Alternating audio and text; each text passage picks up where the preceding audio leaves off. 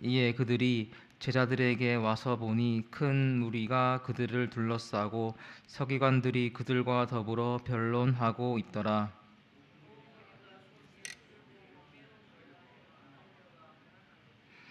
예수께서 물으시되 너희가 무엇을 그들과 변론하느냐?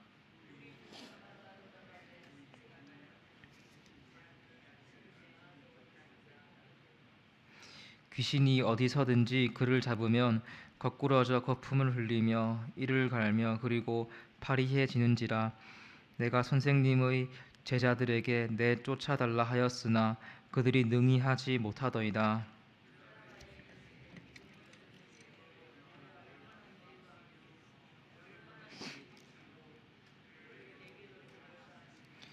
이에 데리고 오니 귀신이 예수를 보고 곧 그 아이로 심히 경련을 일으키게 하는지라. 그가 땅에 엎드러져 구르며 거품을 흘리더라.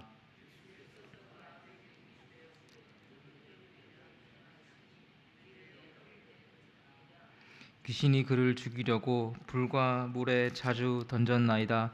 그러나 무엇을 하실 수 있거든 우리를 불쌍히 여기사 도와주옵소서.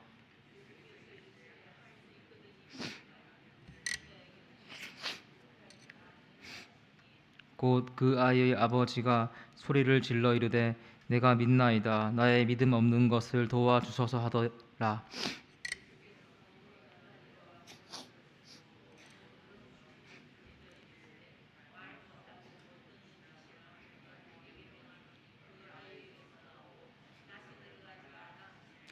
귀신이 소리 지르며 아이로 심히 경련을 일으키게 하고 나가니 그 아이가 죽은 것 같이 되어 많은 사람이 말하기를 죽었다 하나. 집에 들어가심에 제자들이 조용히 묻자오되 우리는 어찌하여 능히 그 귀신을 쫓아내지 못하였나이까? 기도 외에 다른 것으로는 이런 종류가 나갈 수. 본문 앞 단락을 보시면 예수님 세 명의 제자를 따로 불러 산에 올라가십니다. 그리고 아래에는 9명의 제자들이 있습니다. 그들에게 어떤 일이 있었을까요? 주님께서 내려오니 무리가 남은 제자들을 둘러싸고 그들과 변론하고 있습니다. 그러면서 예수님을 보고 달려오는데 주님께서 무엇을 두고 얘기했는지 물으십니다. 이것이 본문 16절입니다. 너희가 무엇을 그들과 변론하느냐? 그런데 이에 대한 답을 주목해서 보면 동문서답 같습니다. 무엇을 두고 이야기했다 답을 해야 하는데 17절을 보시면 무리 중 하나가 이렇게 답을 하고 있습니다. 선생님, 말 못하게 귀신 들린 내 아들을 선생님께 데려왔나이다. 이 사람은 지금 급한 상황입니다. 주님 질문에 대답할 시간이 없습니다.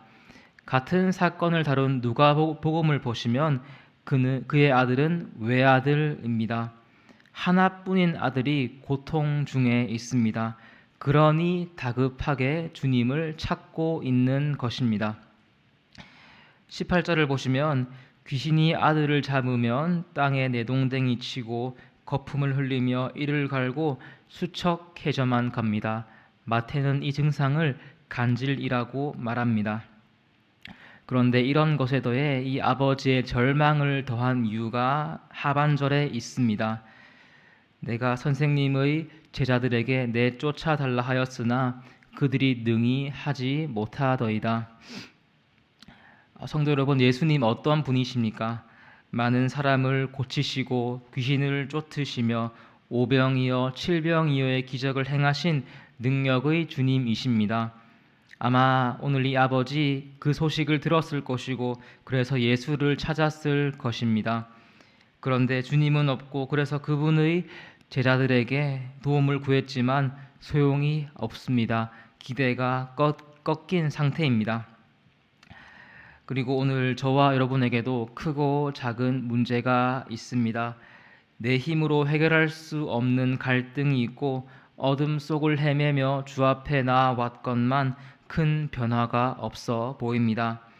그런데 오늘 본문은 정체된 것 같은 우리에게 새롭게 할 한 가지를 말하고 있습니다. 오늘 말씀을 통해 믿음을 새롭게 하여 주 앞에 나아가 승리하는 우리 모두가 되기를 소망합니다.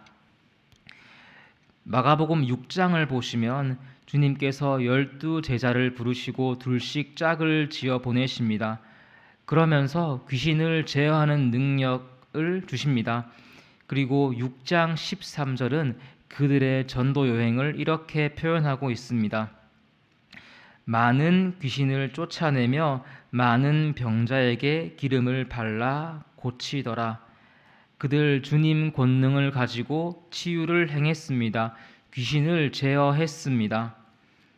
그런데 그랬던 그들이 오늘 본문에서는 악한 영에 눌린 자를 돕지 못하고 있습니다.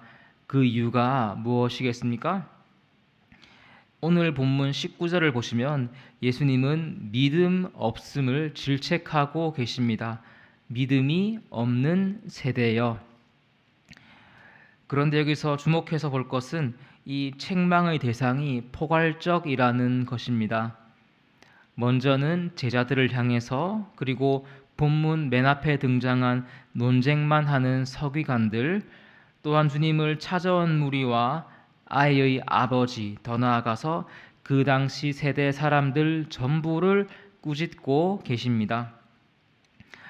먼저 제자들, 그들을 본다면 믿음으로 생각해 볼 때 그들을 따라올 자가 없습니다. 모든 것을 버리고 주님을 쫓았고 기적의 현장에 늘 함께 있었습니다.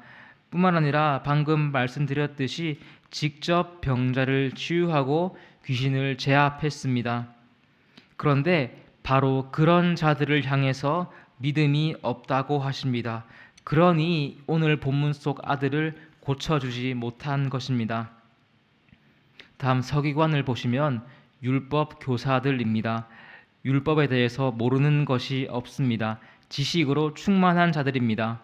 그런데 그들에게 믿음이 없다고 하십니다. 또 오늘 아버지, 이따 살펴보겠지만 그 역시 책망을 받습니다.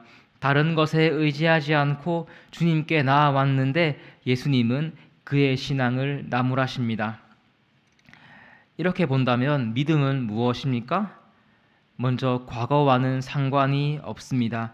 내가 이전에 주님을 쫓았다, 주님 생명을 흘러보냈었다, 아무 의미가 없고 지금이 중요합니다. 그리고 지식, 물론 소중합니다. 하나님을 알아야 합니다. 그런데 아는 것에 머물러서는 안 되고 생명의 역사로 이어져야 합니다. 그것이 참된 지식입니다.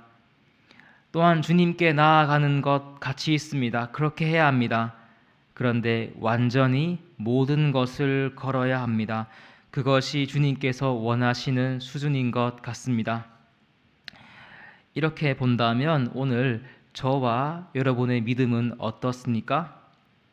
저를 보니 믿음이 없습니다. 주님은 바로 저를 향해서 믿음이 없는 세대라고 말씀하고 계십니다. 저 역시 하나님 부르심에 감격하고 예수님을 쫓았습니다. 그런데 지금 저의 모습은 정체되어 있습니다. 또 사역을 하며 영혼들이 살아나는 것을 보고 있지만 저는 그 은혜를 잘 받지 못하는 것 같습니다. 뿐만 아니라 물론 이성적으로 생각하고 판단해야겠지만 이전의 순수한 믿음은 다 어디 갔는지 주님 능력을 제 안에서 믿고 있는 제 자신을 발견했습니다. 혹시 성도님들은 어떠십니까? 곰곰이 생각해 보면 우리 모두가 주님 기뻐하시는 수준의 믿음이 있다고 말하기는 어려울 것 같습니다. 예수님은 오늘 우리의 신앙이 어떠한지 돌아보라고 말씀하십니다. 그런데 여기서 기억해야 할 것이 있습니다. 주님께서 왜 우리를 훈계하시겠습니까? 사랑하시기 때문입니다. 자녀가 잘 되길 바라는 마음을 갖고 계십니다. 예수님 아이를 데려오라 하시고 아버지 이렇게 말합니다. 22절 하반절입니다. 그러나 무엇을 하실 수 있거든 우리를 불쌍히 여기사 도와주옵소서. 지금 그에게는 긍정과 부정의 마음이 함께 있습니다. 이에 예수님은 믿는 자에게는 능히 하지 못할 일이 없다 하시며 여기서 아이 아버지 말을 주목해서 봐야 합니다. 24절입니다. 내가 믿나이다. 나의 믿음 없는 것을 도와주소서. 주님께서 믿으면 된다 하여 믿는다 소리치는데 동시에 믿음이 없다고 말합니다. 어딘가 모순적으로 보입니다. 믿으면 믿는 것이지 믿음이 없다고 합니다. 그런데 잠잠히 생각해 보면 고개가 끄덕여집니다. 주님 조명 없이 어떻게 하나님을 소망하겠습니까? 사람에게서 어떻게 선한 것이 나오겠습니까? 주님, 제가 믿기를 원하는데 믿음이 없습니다. 도와주세요. 그리고 주님께서는 이런 기도를 받으시는 줄 믿습니다. 내가 바로 믿음의 세대야 라고 자부하는 자보다 겸손한 자에게 은혜 주시는 줄 믿습니다. 그리고 이런 낮은 마음 허락하시려고 정결한 믿음 선물하시려고 오늘 우리 상태를 들춰내고 계십니다. 오늘 말씀을 통해 믿음을 새롭게 하기를 소망합니다. 믿음이 무엇입니까? 우리 연약함을 아는 것입니다. 저 잘 믿잖아요. 이런 자세가 아니라 주님, 제가 믿기 원합니다. 믿음 주옵소서. 이것이 바른 신앙인 줄 믿습니다. 그리고 이렇게 미천해 보이는 우리 심령에 하나님 응답하십니다. 귀신을 축사하시고 손을 잡아 일으켜 세우십니다. 마지막으로 기억할 것은 이런 낮아짐이 기도로 승화되고 지속되어야 한다는 것입니다. 오늘 본문 29절입니다. 기도 외에 다른 것으로는 이런 종류가 나갈 수 없느니라. 주님께서 제자들의 믿음 없음을 책망하셨는데 여기서는 기도를 강조하십니다. 뜻이 무엇일까요? 믿으면 기도를 합니다. 겸손하면 주님을 의지합니다.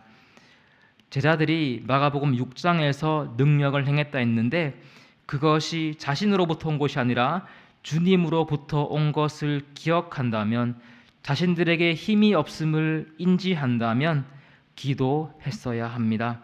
주님, 그때도 지금도 내일도 우리는 못합니다. 믿음 주시고 능력으로 행해 주옵소서. 예수님은 오늘 우리 연약함을 보이시고 자신에게 전적으로 늘 의지할 것을 말씀하고 계십니다. 믿음도 내가 주는 것이고 능력도 내가 주는 것이라 선포하고 계십니다. 그리고 이 음성에 순종하여 낮고 낮은 심령으로 주 앞에 나아가고 또 나아갈 때 하나님께서 우리 영혼을 새롭게 하시는 줄 믿습니다. 오늘 겸손한 신뢰의 간구로 승리를 맛보는 저와 여러분 되기를 소망합니다. 기도하시겠습니다.